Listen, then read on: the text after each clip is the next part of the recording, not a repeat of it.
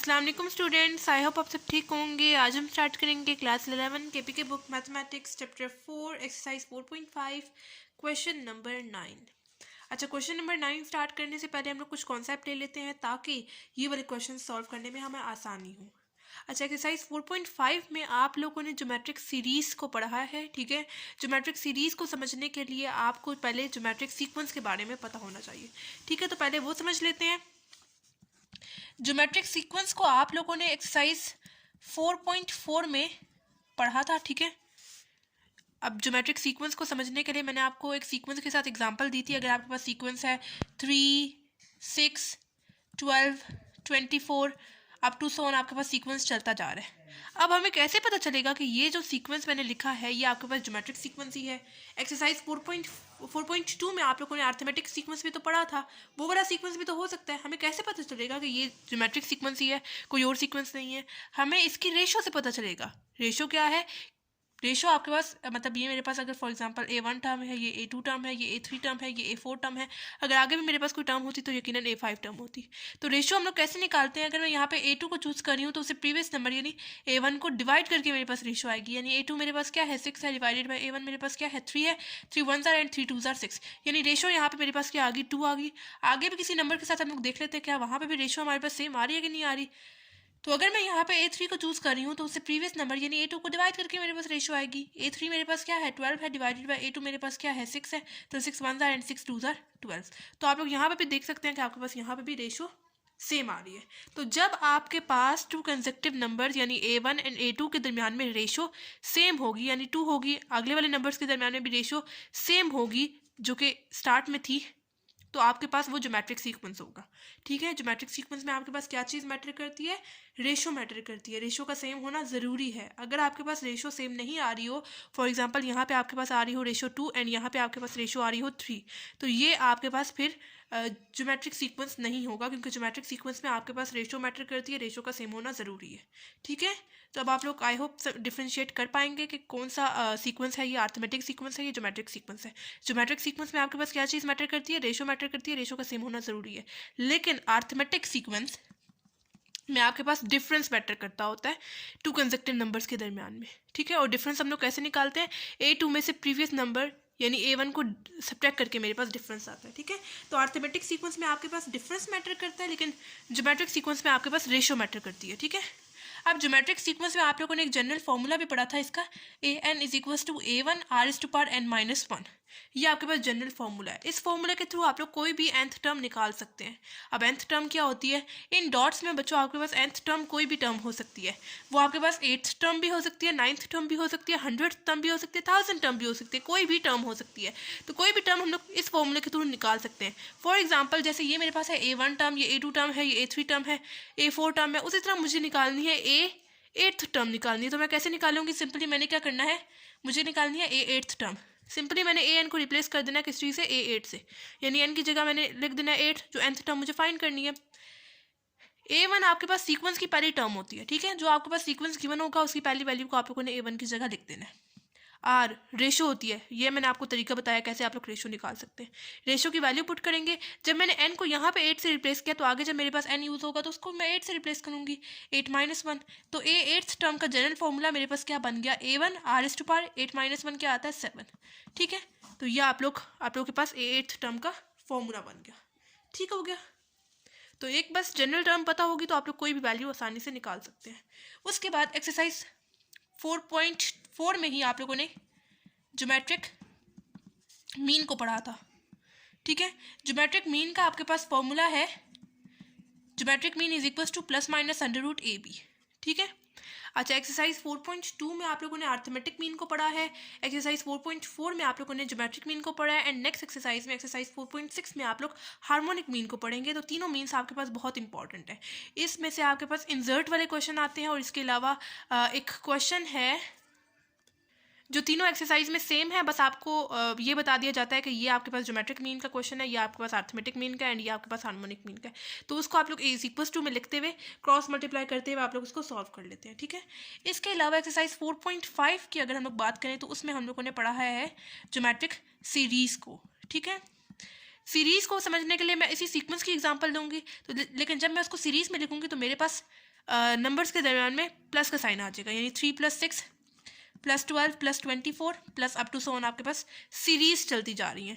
ऊपर आपके पास सीक्वेंस था, लेकिन जब आप लोगों ने उसको सीरीज़ में लिखा, दरम्यान में प्लस के साइन डाले, तो अब ये पूरी एक सीरीज़ बन रही है आपके पास। ठीक है, बाकी इसमें भी रेशो निकालने का वही तरीका जो ज्योमेट्रिक सीक्वेंस में था। ये मेरे पास A1 टर्म है, ये A2 टर्म है, ये A3 टर्म है, ये A4 टर्म है, up to so on. Ratio हम लोग कैसे निकालते हैं? अगर मैं यहाँ पे A2 को चूज़ कर रही हूँ तो उससे प्रीवियस नंबर यानी A1 को डिवाइड करके मेरे पास रेशो आएगी। A2 मेरे पास क्या है? 6 है, डिवाइडेड बाई A1 मेरे पास क्या है? 3 है। 3 1s एंड 3 2s 6। तो आप लोग देख सकते हैं रेशो यहाँ पे भी आपके पास सेम आ रही है। आगे भी किसी भी नंबर के साथ आप लोग देख लें, आपके पास रेशो सेम आएगी।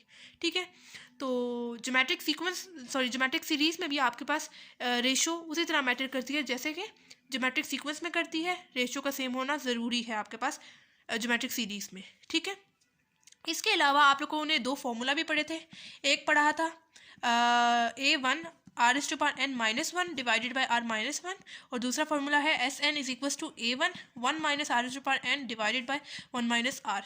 अब ये वाला फॉर्मूला हम लोग कब यूज़ करते हैं? ये फॉर्मूला है सम ऑफ ज्योमेट्रिक सीरीज़ को फाइंड करने का। ठीक है, लेकिन 2 फॉर्मूले हैं।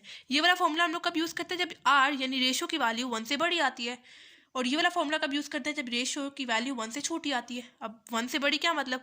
1 से जितने भी बड़ी वैल्यूज़ हैं, यानी 2 3 and up to so on, जितनी भी 1 से बड़ी वैल्यूज़ हैं, जब आपके पास रेशो की वैल्यू 1 से बड़ी आएगी तो फिर आप लोग ये वाला फॉर्मूला यूज़ करेंगे। जैसे यहाँ पे मेरे पास रेशो 2 आ रही है तो फिर मैं ये वाला फॉर्मूला यूज़ करूँगी। लेकिन अगर आपके पास रेशो 1 से छोटी आ रही है, 1 से छोटे नंबर कौन से होते हैं? 0 होते हैं, 0.5 0.75 एंड जितने भी नेगेटिव नंबर है वो 1 से छोटे हैं ना, तो फिर आप लोग ये वाला फॉर्मूला यूज़ करेंगे। ठीक हो गया। इसके अलावा आपके पास एक और फॉर्मूला भी है। अच्छा, ये वाली जो सीरीज़ बन रही है, ये कौन सी सीरीज़ बन रही है? आपको मैंने लास्ट टर्म नहीं बताई हुई, तो फिर अगर जब आपके पास लास्ट टर्म नहीं बताई होती तो फिर वो कौन सी सीरीज़ होती है? इनफाइनाइट सीरीज़ होती है। ठीक है, इनफाइनाइट सीरीज़ हम लोग पढ़ रहे हैं, इस वजह से इनफाइनाइट सीरीज़ कह रही हूँ, लेकिन मैं कहूँगी इनफाइनाइट ज्योमेट्रिक सीरीज़ है ये। ज्योमेट्रिक सीरीज़ मैं क्यों कह रही हूँ? क्योंकि इसमें मेरे पास रेशो मैटर कर रही है। ठीक है, तो जब आपके पास लास्ट टर्म नहीं गिवन होती तो फिर वो आपके पास इनफाइनाइट सीरीज़ होती है, लेकिन अगर आपके पास लास्ट टर्म गिवन हो तो फिर वो फाइनाइट सीरीज़ होंगी। ये आप लोगों ने एक्सरसाइज 4.1 में पढ़ लिया हुआ है, फाइनाइट एंड इनफाइनाइट सीरीज़।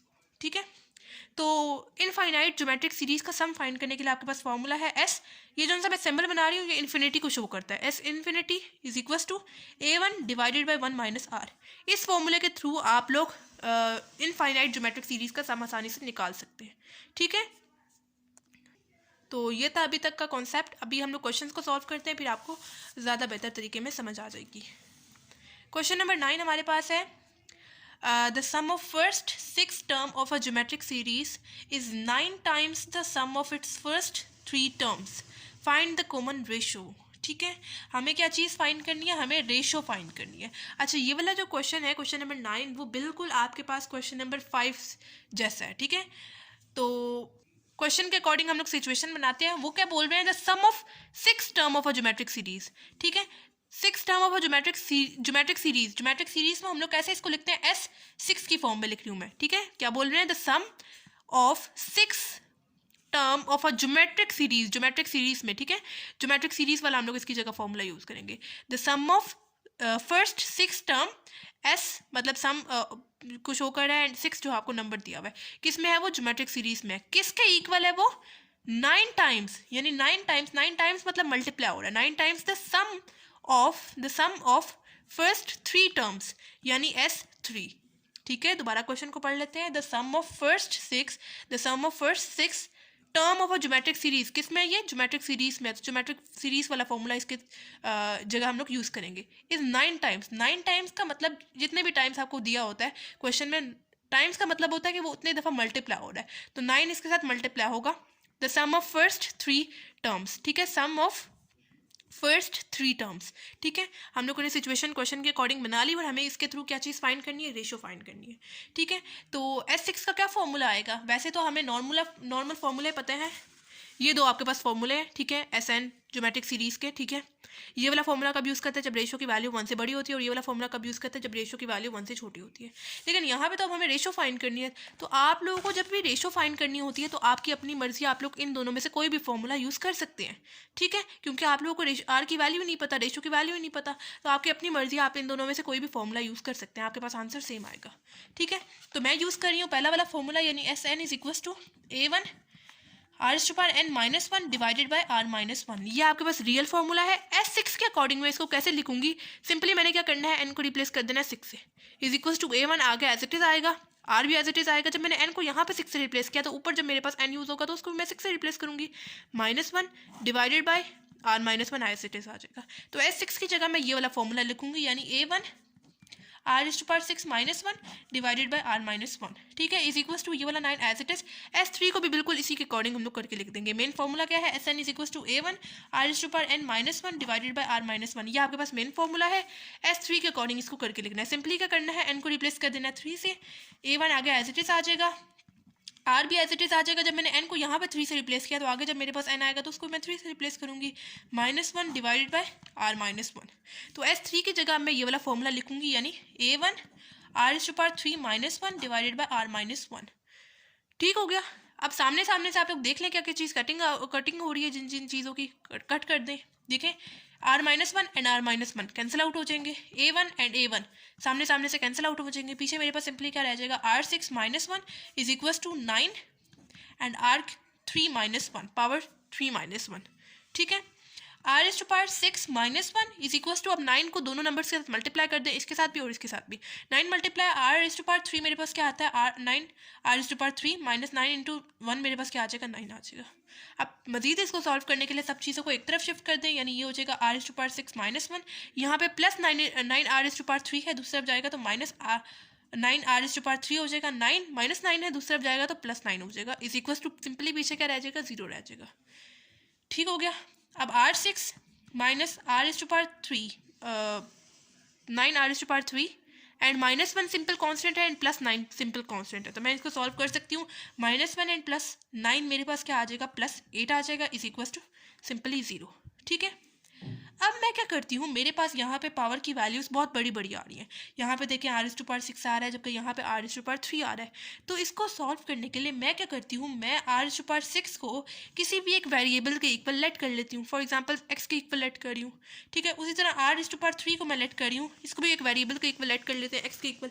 लेकिन अगर आप लोग यहाँ पर नोट करें, ये जो सा 6 है वो इस पावर का 2 टाइम है, मतलब 3 + 3 आपके पास 6 आएगा ना, तो आप लोग इसके ऊपर लगा दें स्क्वायर। ठीक है, मतलब आपके पास r6 की आप लोग लेट कर रहे हैं, r6 को लेट कर रहे हैं x स्क्वायर के इक्वल एंड r3 को आप लोग लेट कर रहे हैं x के इक्वल। ठीक है, लेकिन जब आपके पास पूरा क्वेश्चन कंप्लीट हो जाएगा तो हम लोग वापस x स्क्वायर एंड x की वैल्यू पुट कर देंगे। ठीक है, अभी वक्ती तौर पे हम लोग जो है इस क्वेश्चन को सॉल्व करने के लिए x square and x put कर रहे हैं r3 एंड r6 की जगह। ठीक है, तो r⁻6 की जगह मैं क्या पुट करूँगी, x स्क्वायर -9 r⁻3 की जगह मैं क्या पुट करूँगी, x पुट करूँगी, +8 इज इक्वल टू 0। अब यहाँ तो आप लोग यहाँ पे क्वाड्रेटिक फार्मूला यूज़ कर लें या मिड टर्म अप्लाई कर लें। ठीक है, तो मैं इस बार अप्लाई करूँगी मिड टर्म। कैसे अप्लाई करते हैं, आप लोगों ने सिंपली क्या करना है, आप लोगों ने देखना है कि आप लोग यहाँ पे कौन से ऐसे दो नंबर्स लिखें जिनको प्लस या माइनस करने से आपके पास -9x आए और उन दोनों नंबर्स को मल्टीप्लाई करने से आपके पास ये लास्ट वाली वैल्यू आए। ठीक है, तो ऐसे में सिंपली -8x एंड -x मैं ले रही हूँ। -8x and -8x and -x मेरे पास क्या आ जाएगा, -9x आ जाएगा एंड -8 मल्टीप्लाई -1 आपके पास क्या आ जाएगा, 8 आ जाएगा। ठीक है, मतलब इस वाले x के साथ कौन सा कॉन्स्टेंट है, 1 है ना, तो इनको मल्टीप्लाई करने से मेरे पास +8 आ रहा है। ठीक है, इज इक्वल टू 0। अब यहाँ पे आप लोग देख लें इन दोनों नंबर्स में क्या चीज़ कॉमन जा रही है। इधर मेरे पास जा रहा है x कॉमन, पीछे मेरे पास क्या रह जाएगा, सिंपली x रह जाएगा। हम लोग यहाँ से x की लीस्ट पावर को कॉमन लेंगे ना। देखें यहाँ पे x 2 दफ़ा अप्लाई हो रहा है लेकिन यहाँ पे 1 दफ़ा अप्लाई हो रहा है, तो हमने दोनों में से चीज़ देखनी है ना, क्या चीज़ दोनों में कॉमन जा रही है। यहाँ पे x जा रहा था, यहाँ पे मेरे पास 2 दफ़ा x थे, तो एक x बाहर कॉमन ले लिया, तो एक यहाँ पे रह गया, एक तो बाहर कॉमन चला गया, एक रह गया पीछे, माइनस यहाँ पे सिंपल रह जाएगा 8, क्योंकि इसके पास एक ही था x जो कि हम लोगों ने बाहर कॉमन ले लिया। और इन दोनों में क्या चीज़ कॉमन ले सकते हैं, इन दोनों में कुछ नहीं जा रहा, तो हम लोग ले लेते हैं सिंपली 1 कॉमन। तो x, जब मैंने नेगेटिव साइन बाहर कॉमन लिया है तो जब मैं उसको ब्रैकेट में लिखूंगी तो अंदर मेरे पास नेगेटिव साइन आ जाएगा। ठीक है, प्लस जो है वो नेगेटिव में चेंज हो जाएगा क्योंकि मैंने नेगेटिव साइन बाहर कॉमन जो ले लिया, इज इक्वल टू सिंपल मेरे पास रह जाएगा 0। ठीक है, अब यहाँ से आप लोग मजीद देख लें क्या चीज़ कॉमन जा रही है। यहाँ पे देखें x -8 है एंड यहाँ पे भी x -8 है, x -8 को कॉमन ले लेते हैं, अंदर मेरे पास क्या रह जाएगा, ये वाला x एंड ये वाला -1। ठीक है, इज इक्वल टू 0। अब यहाँ से मेरे पास दो सोल्यूशंस आ रहे हैं, एक दफ़ा x -8 इज इक्वल टू 0 और दूसरी दफ़ा x -1 इज इक्वल टू 0। ठीक है, अब x ये वाला जो -8 है, जब मैं उसको राइट साइड पे लेके जाऊंगी तो मेरे पास क्या हो जाएगा, +8 हो जाएगा। यानी एक x का तो आंसर मेरे पास आ गया 8। दूसरे x का आंसर निकाल लेते हैं। यहाँ पे देखिए -1 है, जब दूसरी तरफ जाएगा तो +1 हो जाएगा, यानी दूसरे x का भी मेरे पास आंसर आ गया 1। लेकिन वादे के अकॉर्डिंग हम लोग जो है x की वैल्यू वापस पुट कर देंगे। यहाँ पे एक्स स्क्वायर नहीं यूज़ हो रहा, तो एक्स स्क्वायर की जब मेरे पास यहाँ पे एक्स स्क्वायर यूज़ ही नहीं हो रहा, तो मैं एक्स स्क्वायर की वैल्यू को वापस क्यों पुट करूँ। मेरे पास सिंपल यहाँ पे यूज़ हो रहा है एक्स, तो मैं सिंपल एक्स की ही वैल्यू पुट करूँगी। एक्स की क्या वैल्यू है, R3, तो इसकी जगह में मैं R3 पुट करूँगी इज इक्वल टू 8, एंड इस वाले एक्स की जगह में मैं R3 पुट करूँगी इज इक्वल टू 1। ठीक है, अब आप लोग बेशक दोनों तरफ क्यूब रूट ले लें, लिख दें taking cube root on both side. ठीक है, cube root on both side, इस तरफ भी हम लोग क्यूब रूट लेंगे और राइट साइड पे भी हम लोग क्यूब रूट लेंगे। ये वाला जो क्यूब है वो तो क्यूब रूट के साथ कैंसिल आउट हो जाएगा, जबकि क्यूब रूट 8 आपके पास क्या आता है, 2 आता है। ठीक है, यानी एक आर का वैल्यू क्या आ गई, 2 आ गई, जबकि दूसरे आर की भी हम लोग निकाल लेते हैं। इधर भी हम लोग क्या करेंगे, taking cube root on both side लिख रही हूँ मैं। ठीक है, दोनों तरफ क्यूब रूट लेंगे ताकि ये वाला जो क्यूब है वो किसी तरह से कैंसिल आउट हो जाए। लेफ्ट एंड राइट दोनों तरफ से क्यूब रूट अप्लाई कर दिया, ये वाला जो क्यूब है वो तो क्यूब रूट के साथ कैंसिल आउट हो जाएगा, जबकि क्यूब रूट 1 आपके पास क्या आता है, 1 आता है, तो आर की दूसरी वैल्यू के आगे 1 आ गई। ठीक है, लेकिन आपके पास आर की जो रियल वैल्यू आई है ना वो 2 है, क्योंकि आपके पास आर जो है, आर की वैल्यू आपके पास 1 जो है वो हम नहीं लेते। ठीक है, तो दोबारा से हम लोग क्वेश्चन को समझ लेते हैं कि हम लोगों ने इस क्वेश्चन में क्या किया है। सिंपल क्वेश्चन हमें गिवन था the sum of first 6 term of a geometric series. Question को पढ़ते हुए ये बिल्कुल आपके पास क्वेश्चन नंबर 5 की तरह है। क्वेश्चन को पढ़ते हुए हम लोगों ने क्या करना है, हमारे पास क्वेश्चन क्या है, sum of first 6 term of a geometric series. Geometric series से हमें पता चल गया कि उसकी जगह हम लोगों ने ज्योमेट्रिक सीरीज वाला ही फॉर्मूला यूज़ करना है, कोई और फॉर्मूला नहीं यूज़ करना। सम यानी एस, फर्स्ट 6 टर्म यानी sum of first 6 term S6 equals to किस टाइम, 9 टाइम्स यानी 9 मल्टीप्लाई होगा सम ऑफ फर्स्ट 3 टर्म्स यानी S3। सिंपल मैंने फॉर्मूला आपको बताया कैसे आप लोग उसको चेंज करके देख सकते हैं। फॉर्मूले में वैल्यूज पुट की, वैल्यूज पुट करने के बाद आप लोगों ने जो चीज़ें सामने सामने सेम थी, हम लोगों ने उसको कैंसिल आउट कर दिया, जबकि यहाँ पे मैंने 9 को अंदर मल्टीप्लाई किया, सब चीज़ों को एक तरफ ले आई। मेरे पास यहाँ पे आ गया r⁻6 minus r⁻3 plus 8 is equal to 0। इसको मजीद सॉल्व करने के लिए मेरे पास यहाँ पे पावर्स आ रही थी बड़ी बड़ी, तो मैंने क्या किया, मैंने r⁻6 को लेट कर लिया वेरिएबल x² के इक्वल एंड r⁻3 को लेट कर लिया मैंने x के इक्वल। ठीक है, ये करने के बाद मेरे पास यहाँ पे फिर दोबारा से 3 वैल्यूज़ आ गई। मैंने यहाँ पे मिड टर्म लिया, मिड टर्म लेने के बाद मेरे पास यहाँ से x की 2 वैल्यूज़ आ गई, एक दफ़ा आ गई 8 एंड एक दफ़ा आ गई 1। ठीक है, तो वापस मैंने जो है x की वैल्यू वापस पुट की, जो कि क्या थी, R3 थी। सिर्फ मेरे पास x यूज़ हो रहा था, अगर x² यहाँ पे यूज़ हो रहा था तो फिर मैं x² की भी वैल्यू पुट करती, लेकिन x² यहाँ पे यूज़ नहीं हो रहा।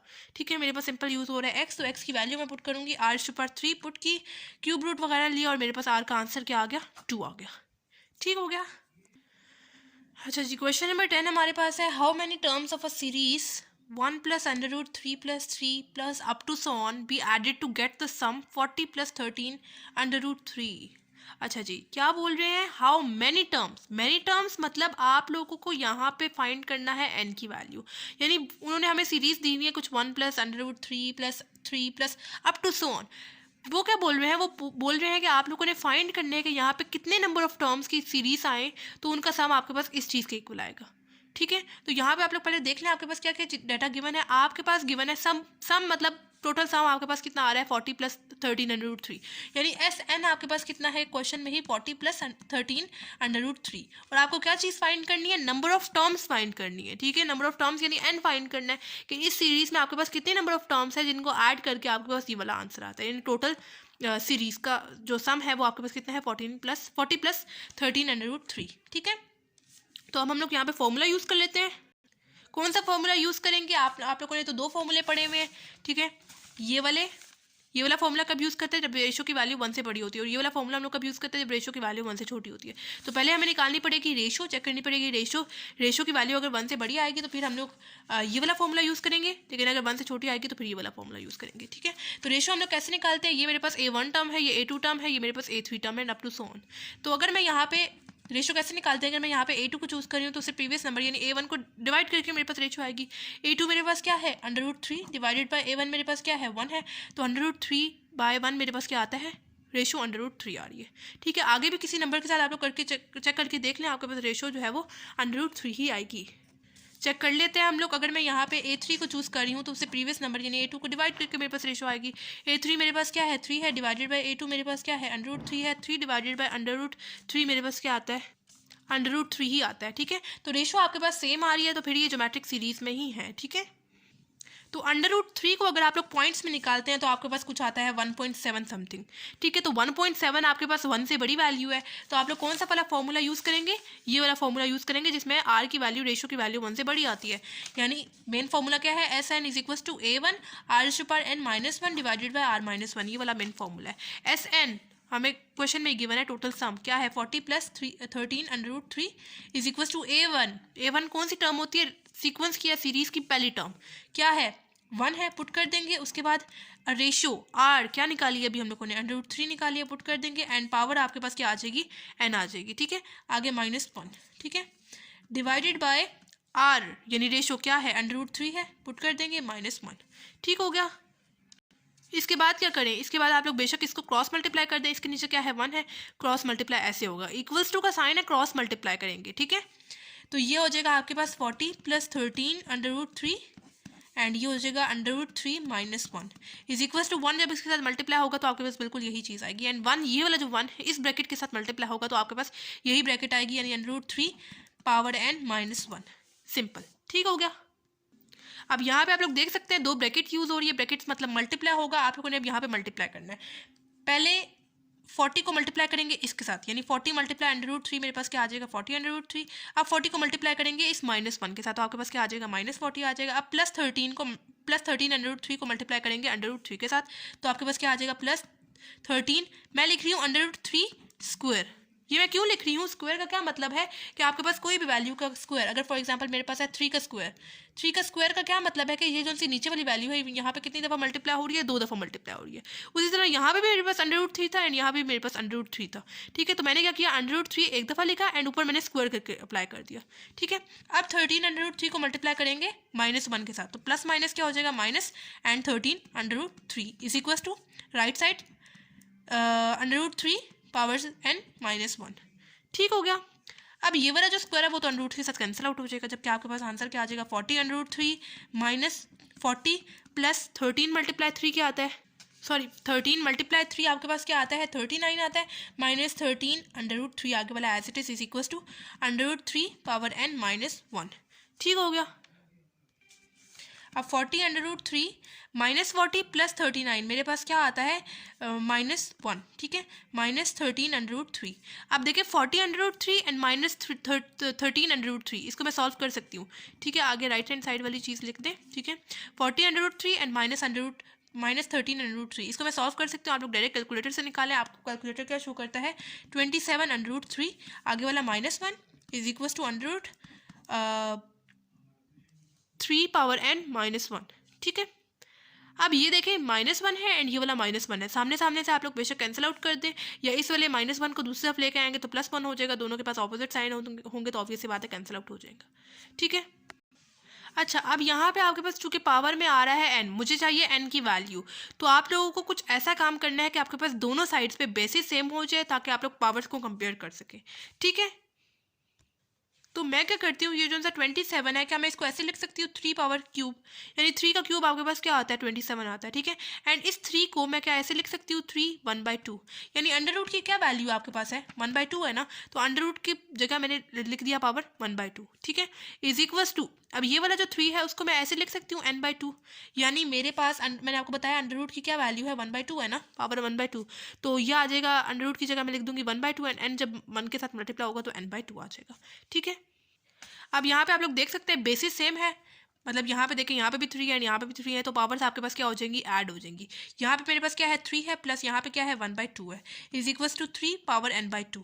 यहाँ पे बेशक आप लोग पावर्स में एलसीएम ले लें या डायरेक्ट कैलकुलेटर से निकाल लें। एलसीएम कैसे लेंगे, इसके नीचे क्या है 1 है, जो क्रॉस में वैल्यूज होती है उनको मल्टीप्लाई करें, जो नीचे वाली वैल्यूज होती है उनको मल्टीप्लाई करें। 3 2 ज़ार आपके पास क्या हो जाएगा 6 हो जाएगा, +1 × 1 मेरे पास क्या हो जाएगा 1 डिवाइडेड बाई 1 2 ज़ार क्या हो जाएगा 2 हो जाएगा, = 3 पावर n/2।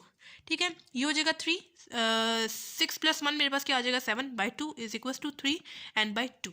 ठीक है, अब यहाँ पे आप लोग देख सकते हैं दोनों साइड्स की जो बेसिस हैं वो आपके पास सेम है 3 3। तो अब आप लोग पावर्स को कंपेयर कर सकते हैं। पावर में यहाँ पे मेरे पास क्या है 7/2 है इज इक्वल टू यहाँ पे मेरे पास क्या है n/2 है। ठीक है, ये वाला जो 2 यहाँ पे डिवाइड हो रहा है जब दूसरी तरफ जाएगा तो मेरे पास मल्टीप्लाई हो जाएगा, यानी 2 × 7 मेरे पास क्या आ जाएगा 14 आ जाएगा divided by 2 is equal to n। 2 1s are and 2 7s are 14, यानी n का आंसर मेरे पास क्या आ गया 7 आ गया। ठीक है, मतलब यहाँ पे हमारे पास टोटल 7 नंबर ऑफ टर्म्स होंगी तभी उनका सम जो है हमारे पास इस चीज़ के इक्वल आएगा। ठीक है, दोबारा से समझ लेते हैं हम लोगों ने इस क्वेश्चन में क्या किया है। क्वेश्चन में इन्होंने बोला हुआ था कि नंबर ऑफ टर्म्स आप लोगों ने फाइंड करनी है, जबकि हमें सीरीज ये दी हुई है जिनका सम आपके पास इसके इक्वल आएगा। ठीक है, टोटल सम हमारे पास क्या है जो कि क्वेश्चन में गिवन है 40 + 13 √3। हमें n फाइंड करना था total number of terms. Ratio हम लोगों ने निकाली, कौन सी कैसे निकाली, a2 में से प्रीवियस टर्म यानी a1 को डिवाइड करके मेरे पास रेशियो आ गई। रेशियो की वैल्यू √3 आई, इसको पॉइंट्स में कन्वर्ट किया, मेरे पास 1.7 आ गया। तो 1.7 जो है वो मेरे पास 1 से बड़ा है, तो फिर मैंने ये वाला फॉर्मूला यूज़ किया फर्स्ट वाला जिसमें रेशियो की वैल्यू 1 से बड़ी आती है। फॉर्मूला सिंपल पुट किया, सॉरी वैल्यूज फॉर्मूले में वैल्यूज पुट की। वैल्यूज पुट करने के बाद मैंने यहाँ पे क्रॉस मल्टीप्लाई किया, क्रॉस मल्टीप्लाई करने के बाद सिंपल यहाँ पे मल्टीप्लाई किया। मल्टीप्लाई करने के बाद ये वाला जो 27 √3 है ना, क्योंकि मेरे पास पावर में n आ रहा है तो पावर्स को मुझे किसी तरह से कंपेयर करना है। कंपेयर हम लोग तभी कर सकेंगे जब हमारे पास दोनों साइड्स पे जो बेसिस हैं वो सेम हो जाएंगी, ताकि हम लोग फिर पावर्स को कंपेयर कर सकें। तो मैंने क्या किया 27 को 3 क्यूब की फॉर्म में लिख दिया। 3 का क्यूब मेरे पास 27 ही आ जाएगा। एंड आपको मैंने बताया अंडर रूट की क्या वैल्यू होती है 1/2 होती है, तो अंडर रूट को हम लोग इस फॉर्म में लिख सकते हैं 1/2 की फॉर्म में, 3 पावर 1/2। उसी तरह अंडर रूट की क्या वैल्यू होती है 1/2 होती है, तो 1/2 था, n के साथ जब मल्टीप्लाई हुआ तो n/2 हो गया। ठीक है, बेसिस यहाँ पे सेम थी 3 एंड 3 पावर्स ऐड हो जाएंगी 3 + 1/2। आप लोग इसको डायरेक्ट कैलकुलेटर से भी निकाल सकते हो, एलसीएम भी ले सकते हैं। एलसीएम लेने के बाद मेरे पास यहाँ पे क्या आंसर आ गया 7/2 एंड 3 पावर n/2। बेसिस अब हमारे पास सेम होगी, अब हम लोग पावर्स को कंपेयर कर सकते हैं। यहाँ पे हम लोगों ने पावर्स को कंपेयर किया, 7/2 इज इक्वल टू n/2। 2 यहाँ पे डिवाइड हो रहा था, दूसरी तरफ गया तो मल्टीप्लाई हो गया, एंड 14 डिवाइडेड बाई 2 मेरे पास क्या आ गया 7 आ गया। यानी टोटल नंबर ऑफ टर्म जो है मेरे पास कितनी है 7 है, जिनका हमारे पास जो सम है टोटल कितना आएगा 40 + 13 √3। ठीक हो गया। अच्छा जी, क्वेश्चन नंबर 11 हमारे पास है, if pth qth and rth term of a geometrical progression या ज्योमेट्रिकल सीक्वेंस आप लोग कह लें be a B and C respectively, then prove that a power q - r, b power r - p and c power p - q is equal to 1। ठीक हो गया। आपको यहाँ पे प्रूफ का जब भी क्वेश्चन यूज़ होगा ना तो आप लोग समझ आइएगा कि आपको यहाँ पे लेफ्ट हैंड साइड को राइट हैंड साइड के इक्वल प्रूफ करना है। ठीक है, तो क्या हमें सिचुएशन दी हुई है, हमें बोला हुआ है P Q and R term जो है वो किस में है, ज्योमेट्रिकल प्रोग्रेशन में है, ज्योमेट्रिकल सीक्वेंस में है। ठीक है, किस चीज़ के इक्वल है, बी मतलब A B and C respectively, मतलब कि बी का वर्ड इस वजह से यूज़ हो रहा है कि पी क्यू एंड आर जो कि ज्योमेट्रिकल प्रोग्रेशन में है वो किस चीज़ के इक्वल है, बी ए बी सी के, यानी पी क्यू एंड आर जो टर्म है वो आपके पास किस चीज़ के इक्वल है, ए बी एंड सी के इक्वल है। ठीक है, ये आपको चीज़ दे के इन्होंने बोला है कि आप लोग को यहाँ पे left hand side and right hand side को इक्वल प्रूफ करना है। ठीक है, तो ज्योमेट्रिकल सीक्वेंस का आपको जनरल फॉर्मूला पता है, A N is equal to a1 r⁻n-1। ठीक है, अब ज़रूरी नहीं है कि आपके पास हर बार नंबर ही दिए होंगे। यहाँ पे अगर फॉर एग्जांपल एट्थ टर्म के लिए हमें फाइंड करना है कोई भी चीज़, कोई भी सीक्वेंस, तो मैं क्या करूँगी एन को सिंपली रिप्लेस कर दूँगी 8 से, एंड a1 जो आपके पास सीक्वेंस का पहला नंबर होता है, आर रेशो निकालेंगे। कैसे निकालेंगे, रेशो कैसे निकालते हैं, a2 में से प्रीवियस टर्म यानी a1 को डिवाइड करके हमारे पास रेशो आती है। एन, जब मैंने एन को यहाँ पे 8 से रिप्लेस किया तो आगे जब मेरे पास एन यूज़ होगा तो उसको मैं 8 से रिप्लेस करूँगी, एंड a8 का जनरल फॉर्मूला मेरे पास क्या आ जाएगा, a1 r⁻8 - 1 क्या हो जाएगा 7 हो जाएगा। अब ज़रूरी नहीं है कि आपके पास हर बार नंबर ही आएंगे, आपके पास कोई वेरिएबल भी आ सकता है। ठीक है, वेरिएबल मतलब यहाँ पे अब हम आपके पास जैसे पी क्यू एंड आर दे दिया हुआ है। ठीक है, तो अगर मैं यहाँ पे लिखना चाह रही हूँ ए पी के लिए, ए क्यू के लिए, ए आर के लिए ज्योमेट्रिकल सीक्वेंस का जनरल फॉर्मूला, तो मेरे पास कुछ ऐसे बनेगा कि ए पी के लिए मेरे पास क्या आएगा, a1 r⁻² क्या आएगा, p-1। ठीक है, मतलब मेरे पास जो है मेरे पास general formula A N is equal to a1 r⁻n-1 है ना। मैंने सिंपली क्या किया, एन को रिप्लेस कर दिया है p से, इज इक्वल टू a1 आ गया एज इट इज आएगा, r भी एज इट इज आएगा। जब मैंने n को यहाँ पे p से रिप्लेस किया तो आगे जब मेरे पास n आ रहा है तो उसको भी मैं p से रिप्लेस करूँगी, यानी p-1 आएगा। तो ए पी के लिए मैंने क्या लिख दिया, a1 r⁻p-1। उसी तरह ए क्यू के लिए मैं लिख रही हूँ a1 r⁻q-1, and A R के लिए मैं लिख रही हूँ a1 r⁻r-1। ठीक है, कैसे मैंने लिखा, ए क्यू के लिए बता रही हूँ मैं आपको, ए क्यू के लिए मेरे पास मेन फॉर्मूला है N is equal to A one R is पर एन माइनस वन। एन को रिप्लेस किया क्यू से, A one as it is आ गया आर। एन को जब मैंने यहाँ पे क्यू से रिप्लेस किया तो आगे जब मेरे पास एन आएगा तो उसको मैं क्यू से रिप्लेस करूँगी, क्यू माइनस वन आ जाएगा। ठीक है, तो वो सामने लिखा। उसी तरह इसके लिए भी मैंने वही काम किया। ये मेरे पास डाटा गिवन है, इसके थ्रू मैंने अब यहाँ पे लेफ्ट हैंड साइड को राइट हैंड साइड के इक्वल प्रूव करना है। अच्छा, ए पी अब जो है मेरे पास ए के इक्वल है, ए क्यू मेरे पास बी के इक्वल है, ए आर मेरे पास सी के इक्वल है। जैसे कि मुझे क्वेश्चन में गिवन था कि P Q and R term जो कि ज्योमेट्रिकल प्रोग्रेशन में है किस चीज़ के इक्वल है, ए बी एंड सी के। तो इसको देखते हुए आप लोगों ने यहाँ पे लेफ्ट हैंड साइड को राइट हैंड साइड के इक्वल प्रूव करना है, इस चीज़ को प्रूव करना है। ठीक है, तो मैं यहाँ पे अब लेफ्ट हैंड साइड को लेते हुए इसको सॉल्व करूँगी एंड इसका आंसर मेरे पास राइट हैंड साइड के इक्वल आएगा।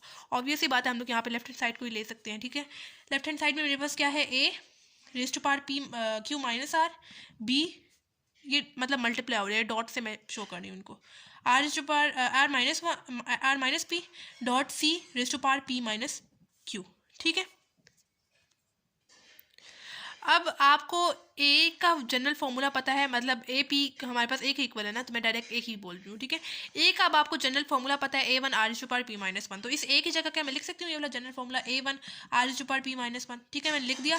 ब्रैकेट के बाहर ये वाला जो क्यू माइनस आर है ना, ब्रैकेट के बाहर लिखेंगे, यानी क्यू माइनस आर। ठीक है, उसी तरह डॉट लगाते हुए बी की जगह क्या मैं लिख सकती हूँ, A one R is to power Q minus one put कर दिया, एंड ये जो सी पावर है ना आर माइनस पी में बाहर लिखूंगी। उसी तरह डॉट सी सी की जगह हम लोग उसका जनरल फॉर्मूला लिखेंगे जो कि किस चीज़ के इक्वल है, A one R is to power R minus one, and ये जो सा पी माइनस क्यू यूज हो रहा है ना वो हम लोग ब्रैकेट के बाहर लिखेंगे कुछ ऐसे। ठीक है, अब ये जो सी पावर है ना पी क्यू माइनस आर, ये अंदर दोनों नंबर्स के साथ मल्टीप्लाई होंगे, दोनों नंबर्स की पावर के साथ मल्टीप्लाई होंगी। ठीक है, यानी ये ए वन की पावर मेरे पास क्या आ जाएगी, जब मैं इनको अंदर मल्टीप्लाई करूंगी पावर्स के साथ तो मेरे पास आ जाएगी क्यू माइनस आर। ठीक है, क्योंकि इसकी पावर वन थी, जब वन के साथ क्यू माइनस आर मल्टीप्लाई होगा तो मेरे पास क्यू माइनस आर आ जाएगा। उसी तरह are P minus one multiply होंगी क्यू माइनस आर के साथ। नेक्स्ट स्टेप में पावर्स को हम लोग मल्टीप्लाई कर देंगे। ठीक है, ये बेशक डॉट ना लगाएं, आप लोग कंफ्यूज होंगे, आगे आपके पास डॉट है। ठीक है, अब यहाँ पे भी आपके पास ए वन की पावर क्या है, वन है, तो पावर्स को जब हम लोग अंदर मल्टीप्लाई करेंगे तो मेरे पास कुछ ऐसे आ जाएगा, ए वन पावर आ जाएगी आर माइनस पी। ठीक है, उसी तरह आर क्यू माइनस वन है, जब अंदर हम लोग पावर्स को मल्टीप्लाई करेंगे तो मेरे पास आ जाएगा आर माइनस पी। ठीक है, उसके बाद मेरे पास है इधर भी हम लोग पावर्स को अंदर मल्टीप्लाई करेंगे, ए वन की पावर क्या है, वन है, जब हम लोग पावर्स को अंदर मल्टीप्लाई करेंगे तो मेरे पास आ जाएगा पी माइनस क्यू। ठीक है, उसी तरह आर पहले से मेरे पास पावर क्या है, आर माइनस वन है, जब हम लोग पी माइनस क्यू को अंदर मल्टीप्लाई करेंगे तो मेरे पास कुछ ऐसे आ जाएगा। ठीक है, नेक्स्ट स्टेप में हम लोग पावर्स को मल्टीप्लाई कर लेते हैं, यानी ये मेरे पास हो जाएगा A one power Q minus R as it is, ये वाले नंबर्स को हम लोग मल्टीप्लाई करेंगे, ये और ये। ठीक है, मतलब आर मल्टीप्लाई करेंगे कैसे, पी को इसके साथ भी मल्टीप्लाई करेंगे और इसके साथ भी मल्टीप्लाई करेंगे, यानी पी मल्टीप्लाई क्यू मेरे पास क्या आ जाएगा, पी क्यू आ जाएगा, पी मल्टीप्लाई माइनस आर मेरे पास क्या आ जाएगा, माइनस पी आर आ जाएगा, माइनस वन मल्टीप्लाई क्यू मेरे पास क्या आ जाएगा, माइनस क्यू आ जाएगा, and minus one multiply minus R क्या आ जाएगा, minus minus plus one multiply R क्या आ जाएगा, आर आ जाएगा। ठीक है, उसके बाद है A one power R minus P. ठीक है, इसको भी हम लोग ऐसे ही मल्टीप्लाई करेंगे, क्यू को पहले इसके साथ मल्टीप्लाई करेंगे, उसके बाद इसके साथ मल्टीप्लाई करेंगे। क्यू मल्टीप्लाई आर मेरे पास क्या आ जाएगा, क्यू आर हो जाएगा, क्यू मल्टीप्लाई माइनस पी मेरे पास क्या आ जाएगा, minus Q P, minus one multiply R मेरे पास क्या आ जाएगा, माइनस आर आ जाएगा, and minus one multiply minus P मेरे पास क्या आ जाएगा, माइनस माइनस प्लस पी। ठीक है, उसी तरह आगे वालों को भी मल्टीप्लाई करेंगे, ए वन एज इट इज आ जाएगा पावर पी माइनस क्यू। ठीक है, इसको भी मल्टीप्लाई करेंगे वैसे ही, आर पावर को मल्टीप्लाई करेंगे, आर को पहले मल्टीप्लाई करेंगे इस पी के साथ, उसके बाद इसके साथ मल्टीप्लाई करेंगे, आर मल्टीप्लाई पी मेरे पास क्या हो जाएगा, आर पी हो जाएगा, and R multiply minus Q मेरे पास क्या हो जाएगा, R minus R Q, and फिर माइनस वन को मल्टीप्लाई करेंगे माइनस पी के साथ तो मेरे पास प्लस पी के साथ तो मेरे पास हो जाएगा minus P, and minus one को मल्टीप्लाई करेंगे माइनस क्यू के साथ तो मेरे पास हो जाएगा minus minus plus one multiply Q मेरे पास क्या हो जाएगा, क्यू हो जाएगा। ठीक है, अब यहाँ पे देखें आपके पास क्या यूज़ हो रहा है, ए वन यूज़ हो रहा है, यहाँ पे भी ए वन आ रहा है, एंड यहाँ पे भी आपके पास क्या आ रहा है, ए वन आ रहा है। ठीक है, और आपको पता है जब भी कोई चीज़ आपस में मल्टीप्लाई हो रही होती है उनकी बेसिस सेम होती है तो पावर्स आपके पास क्या हो जाती हैं, ऐड हो जाती हैं। ठीक है, तो क्या मैं इसको ऐसे लिख सकती हूँ, ए वन ये वाली P minus R plus R minus P plus P minus Q, मतलब ए यहाँ पे भी है, यहाँ पे भी है ए, एंड यहाँ पे भी ए है। बेसिस जब सेम होंगी तो पावर्स मेरे पास ऐड हो जाएंगी, यानी ये वाले माइनस साइन को मैंने खत्म नहीं करना, ये मेरे पास एज इट इज आएगा P minus Q, P minus R add करूंगी जो नेक्स्ट वाली पावर है, यानी आर माइनस पी, फिर जो उससे नेक्स्ट वाली पावर है उसको ऐड करूंगी प्लस पी माइनस क्यू, बाकी नेगेटिव साइन जो है दरमियान में वो एज इट इज लगे हुए हैं। उसी तरह यहाँ पे भी मेरे पास आर यूज हो रहा है, यहाँ पे भी आर यूज हो रहा है, एंड यहाँ पे भी आर यूज हो रहा है। तो जब आपके पास बेसिस सेम है, यहाँ पे भी आ रहा है, यहाँ पे भी आ रहा है, यहाँ पे भी आ रहा है, तो आपके पास पावर्स जो है वो क्या हो जाएंगी, ऐड हो जाएंगी। यानी आपके पास आ जाएगा R P Q minus P R minus Q plus R, उसी तरह प्लस क्यू आर। अब सेकेंड वाले में स्टार्ट कर रही हूँ, plus Q R minus Q P minus R plus P. अब ये नेक्स्ट वाला यूज़ कर रही हूँ, मतलब ऐड करूँगी क्योंकि मेरे पास बेसिस सेम है, पावर्स ऐड हो जाएंगी। R P minus R Q minus P plus Q. ठीक है, अब यहाँ पे आप लोग बेशक कटिंग कर लें, जिस चीज़ की कटिंग हो रही है, ये हो जाएगा A1। पावर में देखें, ये देखें प्लस क्यू है एंड माइनस क्यू आपस में कैंसिल आउट हो जाएंगे, माइनस आर है एंड प्लस आर है कैंसिल आउट हो जाएंगे, माइनस पी है एंड प्लस पी है कैंसिल आउट हो गए। मेरे पास सिंपल ऊपर पावर क्या रह जाएगी, 0 रह जाएगी। उसी तरह आर, यहाँ पे भी आप लोग देख लें क्या क्या चीज़ कैंसिल आउट हो रही है।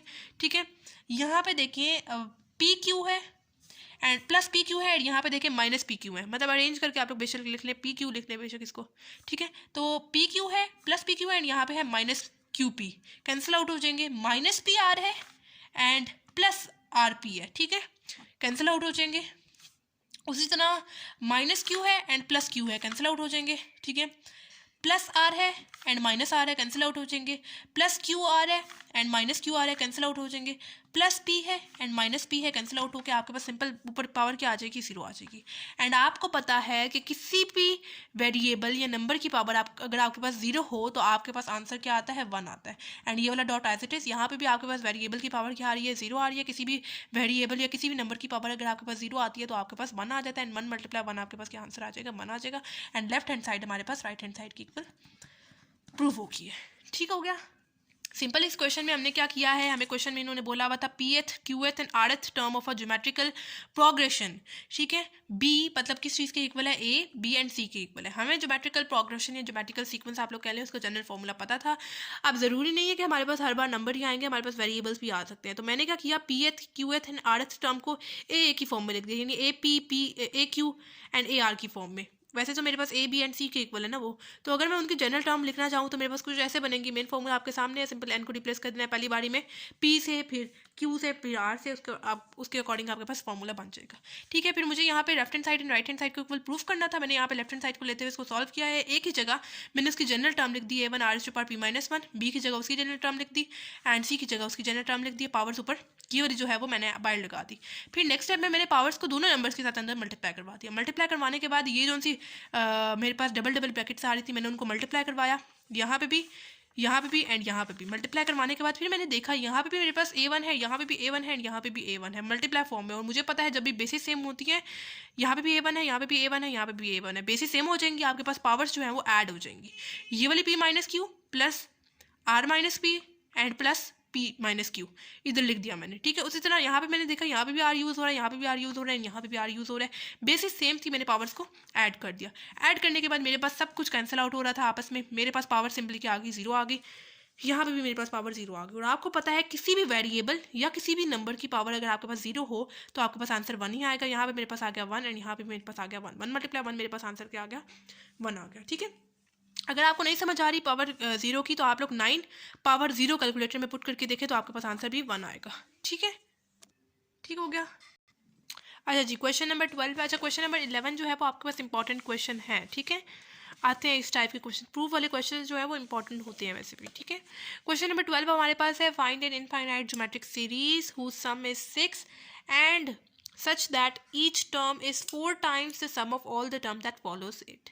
ठीक है, तो हम लोग पहले देख लेते हैं हमें क्या चीज़ इसमें फाइंड करनी है। ये बोल रहे हैं कि find an infinite geometrical series.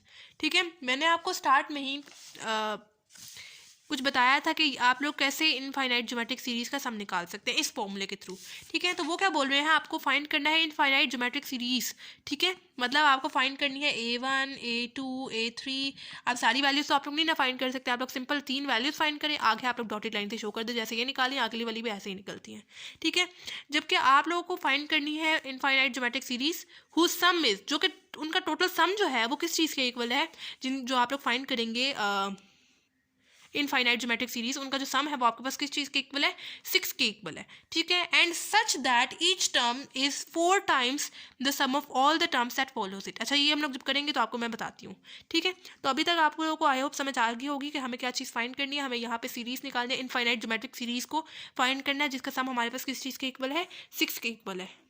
मतलब मेरे पास एस इनफाइनाइट, ये जो सिंबल है ये इन्फिनिटी को शो करता है। हमें S infinite A1 A2 A3 A4 up to so on ये वैल्यूज़ फाइंड करनी है, ठीक है। मतलब बोल रहे हैं ना फाइनाइट इनफाइनाइट ज्योमेट्रिक सीरीज जिनका सम आपके पास किस चीज़ के इक्वल है, 6 के इक्वल है। यानी जो एस इनफाइनाइट है इसकी जगह मैं लिखूंगी 6 equals to A1 plus A2 plus A3 plus A4 up to so on. यहाँ तक हम लोगों ने कर लिया सॉल्व। उसके बाद क्या बोल रहे हैं, such that each term is 4 times the sum of all the term that follows it.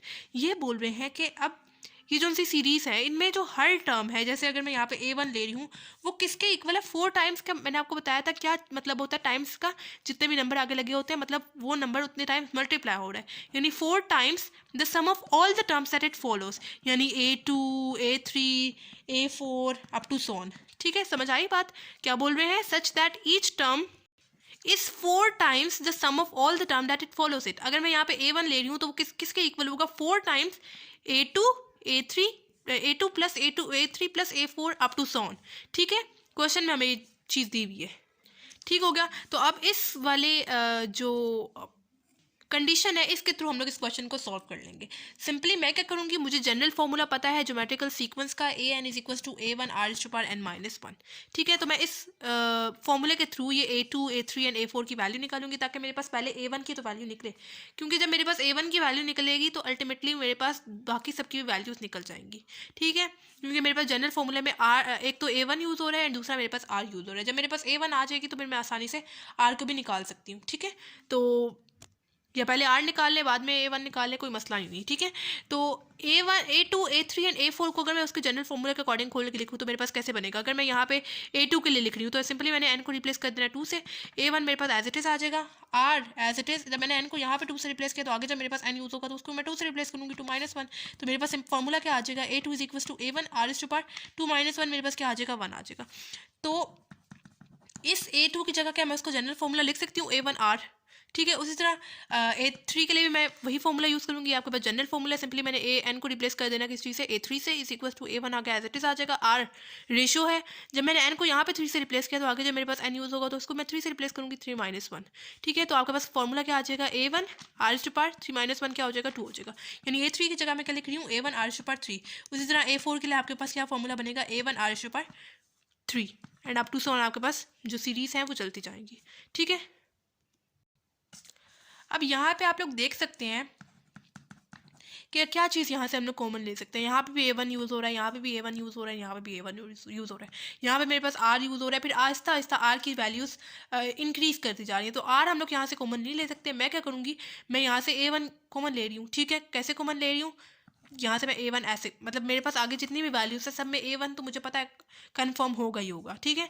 तो बाकी पीछे मेरे पास सिंपली क्या रह जाएगा, R रह जाएगा, प्लस यहाँ पे क्या रह जाएगा, R² रह जाएगा, प्लस यहाँ पे क्या रह जाएगा, R³ रह जाएगा, प्लस अप टू सोन आगे भी ऐसे ही चलता जाएगा, ठीक है। अब यहाँ पे देखें ये A1 है, यहाँ पे भी A1 है, सामने सामने से कैंसिल आउट हो जाएंगे। या अगर आपको नहीं समझ आ रही तो इस A1 को दूसरी तरफ ले जाए, यहाँ पे मल्टीप्लाई हो रहा है, दूसरी तरफ जाएगा डिवाइड हो जाएगा। ये A1 डिवाइड फॉर्म में होगा, मल्टीप्लाई फॉर्म में होगा, नीचे वाला डिवाइड फॉर्म में होगा, आपस में कैंसिल आउट होगा। आपके पास सिंपल यहाँ पे क्या रह जाएगा, 1 रह जाएगा, is equal to 4 R plus R² plus R3 plus up to so on. अब ये वाला 4 जो है मल्टीप्लाई हो रहा है, जब मैं उसको दूसरी तरफ लेके जाऊंगी तो मेरे पास कुछ ऐसे डिवाइड हो जाएगा, is equal to R plus R² plus R³ plus up to so on, ठीक है। अच्छा, अब यहाँ पे आपके पास जो सीरीज़ बन रही है वो कौन सी सीरीज़ बन रही है, आपको पता है कि इनफाइनाइट ज्योमेट्रिक सीरीज़ जो होती हैं उसमें आपके पास लास्ट टर्म नहीं गिवन होती। आप लोग देख सकते हैं यहाँ पे ये आपके पास इनफाइनाइट ज्योमेट्रिक सीरीज़ बना रही है। कैसे, हमें कैसे पता चला कि ये ज्योमेट्रिक सीक्वेंस सीरीज़ में ही है, हमें इसकी रेशो से पता चला है। ज्योमेट्रिक सीक्वेंस में हमारे पास क्या चीज़ मैटर कर रही होती है, रेशो मैटर कर रही होती है, रेशो मैटर कर रही होती है। रेशो हम लोग कैसे निकालते हैं, अगर मैं यहाँ पे A2 को चूज़ करी तो प्रीवियस नंबर यानी A1 को डिवाइड करके मेरे पास रेशो आएगी। A2 मेरे पास क्या है, ये मेरे पास A1 टर्म है, ये A2 टर्म है, ये A3 टर्म है, तो A2 मेरे पास क्या है, R² है, डिवाइडेड बाय A1 मेरे पास क्या है आर है, ये वाला आर जो है वो आर स्क्वायर के साथ कैंसिल आउट होकर मेरे पास सिंपल आर रेशो आ जाएगी। आगे भी किसी भी नंबर के साथ आप लोग देख लें आपके पास रेशो जो है वो आर आएगी। तो ये आपके पास ज्योमेट्रिकल सीक्वेंस सीरीज तो है लेकिन लास्ट नंबर नहीं गिवन, इस वजह से ये मेरे पास कौन सी सीरीज है, इनफाइनाइट ज्योमेट्रिकल सीरीज है। तो क्या मैं यहाँ पे अब इनफाइनाइट ज्योमेट्रिकल सीरीज का फॉर्मूला यूज कर सकती हूँ जो कि मेरे पास ये है, ठीक है, A1 divided by 1 minus are. ठीक है, यह वाला जो 1/4 है वो एज इट इज आ जाएगा, इज इक्वल टू क्या फॉर्मूला है, S infinite is equal to A1 divided by 1 minus R. A1 term कौन सी है, पहली वाली टर्म यानी R, divided by 1 minus R, ratio क्या आई है, आर आई है। ठीक है, पुट कर देंगे। अब यहाँ पे आप लोग बेशक इसको क्रॉस मल्टीप्लाई कर लें ऐसे, 1 मल्टीप्लाई 1 माइनस आर मेरे पास क्या हो जाएगा, 1 माइनस आर ही हो जाएगा, is equal to 4 multiply R मेरे पास क्या हो जाएगा, 4 आर हो जाएगा। ठीक है, इस 4 आर को भी आप लोग दूसरी तरफ ले जाएं बेशक, मतलब ये, या इस माइनस आर को दूसरी तरफ ले जाएं। ठीक है, माइनस आर है जब राइट साइड पे जाएगा तो आपके पास प्लस आर हो जाएगा। ठीक है, 1 is equal to 4 R plus R, इस वाले आर के साथ भी कॉन्स्टेंट 1 है तो 4 + 1 आपके पास क्या हो जाएगा, 5 एंड आर। ये वाला जो 5 है इधर मल्टीप्लाई हो रहा है, जब दूसरी तरफ जाएगा तो आपके पास डिवाइड हो जाएगा, यानी कुछ ऐसे, यानी रेशो आपके पास क्या आ गई, 1/r आ गई। मेन जो क्वेश्चन की रेशो है। ठीक है, आपके पास क्या आ गई, 1/r आ गई। ठीक है, अब हमें निकालनी है ए की वैल्यू, A1 की वैल्यू। तो उसके बहुत से तरीके हैं, आप लोग इस इनफाइनाइट का फॉर्मूला यूज़ करते हुए भी इसकी वैल्यू पुट कर सकते हैं, और पीछे जो आपके पास A1 जहाँ पे यूज़ हुआ था वहाँ पे भी आप लोग A1 की वैल्यू पुट कर सकते हैं। तो ये वाला आपके पास ज़्यादा आसान तरीका है। एस इनफाइनाइट आपको क्वेश्चन में ही सम गिवन था, इनफाइनाइट ज्योमेट्रिकल सीक्वेंस का जो था 6 इज इक्वल टू A1 की वैल्यू निकालनी है divided by 1 minus R, R ratio अभी निकाली है 1/5। एलसीएम ले लें, डायरेक्ट कैलकुलेटर से वैल्यू निकाल लें, ऊपर हो जाएगा A1 डिवाइडेड बाय एलसीएम कैसे लेते हैं, 1 नीचे है, जो क्रॉस में वैल्यूज होती है उनको मल्टीप्लाई करते हैं, जो नीचे वाली वैल्यूज है उनको मल्टीप्लाई करते हैं। 1 मल्टीप्लाई 5 मेरे पास क्या हो जाएगा, 5 माइनस 1 मल्टीप्लाई 1 मेरे पास क्या हो जाएगा, 1 डिवाइडेड बाय 5। तो 6 is equal to A1 divided by 5 minus 1 मेरे पास क्या हो जाएगा, 4 आ जाएगा डिवाइडेड बाय 5। ठीक है, ये जो सा 4/5 यहाँ पे डिवाइड हो रहा है, जब दूसरी तरफ जाएगा तो मल्टीप्लाई हो जाएगा, यानी मेरे पास कुछ ऐसे आ जाएगा, is equal to A1। 6 multiply 4 मेरे पास क्या आ जाएगा, 24 आ जाएगा डिवाइडेड बाय नीचे वाला 5 इज इक्वल टू A1, यानी A1 वाला भी मसला खत्म हो गया, उसकी वैल्यू आ गई 24/5। ठीक है, रेशो निकाल ली, A1 की वैल्यू निकाल ली। अब मेन चीज़ यानी A1 A2 A3 की वैल्यू, मतलब हमें उनका ज्योमेट्रिकल जो इनफाइनाइट ज्योमेट्रिकल सीक्वेंस सीरीज में जो वैल्यूज़ थी यानी A1 A2 A3 up to so on, इनकी वैल्यूज़ मुझे निकालनी है। तो सिंपली मैं पहले 3 निकालूंगी, बाकी मैं बोलूँगी जैसे मैंने ये निकाली है बाकी भी ऐसे ही निकलती है। ठीक है, A1 की तो वैल्यू हम लोगों ने निकाली अभी, जो कि पीछे आ रही थी 24/5। A2 की वैल्यू निकाल लेते हैं, आपको जनरल फॉर्मूला पता है ज्योमेट्रिकल सीक्वेंस का, AN is equal to A1 R⁻n-1। तो A2 आपके पास किस चीज़ के इक्वल होगा, अगर मैं n को रिप्लेस कर दूँ 2 से तो मेरे पास क्या आ जाएगा, A1 R⁻2-1, आपके पास n को रिप्लेस कर देंगे 2 से ना, तो 2 - 1 आपके पास क्या आ जाएगा, 1 आ जाएगा, यानी A1 R⁻1। ठीक है, A1 की क्या वैल्यू है, 24/5 है, एंड रेशो R 1/5 है। पुट करें, डायरेक्ट कैलकुलेटर से वैल्यू निकालें, आपके पास कैलकुलेटर क्या शो करता है, 24/25। ठीक है, ये आपके पास A2 का आंसर आ गया। जैसे मैंने A2 का निकाला है बिल्कुल वैसे ही A3 का निकालूंगी। सिंपल इस फॉर्मूले में आप लोगों ने AN को रिप्लेस कर देना है A3 से। किस चीज़ के इक्वल होगा, A1 R⁻, n की जगह आप लोग 3 पुट करेंगे, 3 - 1 आपके पास क्या आ जाएगा, 2 आ जाएगा। तो फॉर्मूला क्या आ रहा है, A1 R⁻2। A1 की क्या वैल्यू अभी पीछे हम लोग को निकाल रही थी 24/5, R रेशो क्या वैल्यू है 1/5 है, पुट करें, एंड ऊपर स्क्वायर भी यूज़ हो रहा है, स्क्वायर अप्लाई करते हैं। डायरेक्ट आप लोग कैलकुलेटर से वैल्यू निकालें, कैलकुलेटर आपको क्या शो करता है, 24/125। ठीक है, ये आ गया आपके पास A3 का आंसर। तो जैसे हम लोगों ने A1 A2 एंड A3 का आंसर निकाला है बिल्कुल वैसे ही बाकी सबका भी आंसर निकलता है। ठीक है, तो एंड पे हम लोग जो है इसका सीक्वेंस बना लेंगे, ठीक है, सॉरी सीरीज बना लेंगे, क्योंकि हमारे पास इनफाइनाइट ज्योमेट्रिकल सीरीज है। ठीक है, तो पहली वैल्यू यानी A1 क्या थी, 24/5 थी, फिर दूसरी वैल्यू हम लोगों ने क्या निकाली थी, 24/25 निकाली थी, फिर तीसरी वैल्यू हम लोगों ने क्या निकाली थी, 24/125 निकाली थी, and up to so on. जैसे हम लोगों ने ये निकाली है बाकी भी वैसे ही निकलती है। ठीक है, दोबारा से समझ लेते हैं। सिंपल क्वेश्चन में इन्होंने क्या बोला हुआ था कि find an infinite geometrical series, हमें A1 A2 एंड A3 यानी ये जो कि equals to up to so on आगे चलती जाएंगी आपके पास सीरीज, मुझे इनकी वैल्यूज निकालनी है जो कि आपके पास इनका सम दिया हुआ है कि इनफाइनाइट ज्योमेट्रिकल सीरीज का जो सम है वो किस चीज़ के इक्वल है, 6 के इक्वल है। यानी एस इनफाइनाइट हमें क्या चीज़ फाइंड करनी है, A1 A2 and A3 plus A4 up to so on, ये सारी वैल्यूज फाइंड करनी है। लेकिन हम लोग पहली 3 वैल्यूज फाइंड करेंगे, जैसे पहली 3 निकाली है आगे वाली भी वैसे ही निकलेंगी। ठीक है, एस इनफाइनाइट हम लोगों ने वैल्यू पुट की जो कि क्वेश्चन में गिवन थी 6। फिर वो क्या बोल रहे हैं, such that each term is 4 times the sum of all the term that it follows it. A1 अगर मैं यहाँ पे A1 को चूज कर रही हूँ तो वो किस चीज़ के इक्वल होगा, 4 times, यानी 4 मल्टीप्लाई होगा बाकी सब वैल्यूज जो है आगे हैं इससे। ठीक है, यानी A2 A3 plus A3 plus A4 up to so on. ठीक है, तो इसी को लेते हुए मैंने इसको सॉल्व किया। मैंने देखा कि यहाँ पे जो मेरे पास A2 है, A3 एंड A4 यूज़ हो रहा है, उनका जनरल फार्मूला क्या है। जनरल फार्मूला यहाँ पे लिखा। फिर मैंने देखा सब में मेरे पास A1 कॉमन आ रहा है, तो मैंने A1 कॉमन ले लिया। सामने सामने से मेरे पास A1 कॉमन मतलब कटिंग हो गई। 4 जो कि यहाँ पे मल्टीप्लाई हो रहा था, दूसरा गया तो डिवाइड हो गया। मैंने देखा कि यहाँ मेरे पास रेशो सेम आ रही है, तो क्यों ना मैं यहाँ पे इनफाइनाइट ज्योमेट्रिकल सीरीज़ का फॉर्मूला यूज़ कर लेती हूँ। ठीक है, ये आपके पास फॉर्मूला है क्योंकि मेरे पास लास्ट वैल्यू नहीं गिवन थी और रेशो भी मेरे पास सेम आ रही थी, तो ये मेरे पास इनफाइनाइट ज्योमेट्रिकल सीरीज़ बन रही थी। तो मैंने यहाँ पे फॉर्मूला अप्लाई किया, मेरे पास आ गया 1/4 is equal to R divided by 1 minus R. इसको मजीद सॉल्व करने के लिए मैंने दोनों तरफ जो है वो क्रॉस मल्टीप्लाई कर दिया, और क्रॉस मल्टीप्लाई करने के बाद मेरे पास आर की क्या वैल्यू आ गई, 1/5 आ गई। तो फिर मैंने इनफाइनाइट ज्योमेट्रिकल सीरीज़ का ही फॉर्मूला यूज़ करते हुए A1 की भी वैल्यू निकाली। सिंपल कैलकुलेशन करने के बाद मेरे पास A1 का भी आंसर क्या आ गया, 24/5। ठीक है, तो मेन चीज़ यानी A1 A2 एंड A3 की वैल्यू निकाली थी and up to so on. A1 की तो वैल्यू निकाली थी, A2 का जनरल फॉर्मूला मुझे पता था, पुट किया, वैल्यूज पुट की, A1 की वैल्यू आर की वैल्यू पुट की, मेरे पास 24/5 25 आ गया A2 का आंसर। उसी तरह A3 की वैल्यू पुट की, यानी A1 की वैल्यू क्या आ रही थी, 24/5 पुट की एंड आर की वैल्यू 1/5 ऊपर स्क्वायर भी अप्लाई कर दिया। आंसर क्या आ गया, 24/125। ठीक है, एंड पे मैंने जो है वो सीरीज़ बना दी, इनफाइनाइट ज्योमेट्रिकल सीरीज़ मेरे पास बन रही है। रेशो मेरे पास आप लोग चेक कर लें, बेशक सेम आ रही है। ठीक है, तो ये मेरे पास इनफाइनाइट ज्योमेट्रिकल सीरीज़ है क्योंकि मुझे लास्ट टाइम नहीं पता और मेरे पास रेशो भी सेम आ रही है, इस वजह से इनफाइनाइट ज्योमेट्रिकल सीरीज़ है ये। ठीक हो गया। आई होप आप लोगों को समझ आ गई होगी। अगर कोई भी प्रॉब्लम हो तो आप लोग मुझसे कमेंट बॉक्स में पूछ सकते हैं।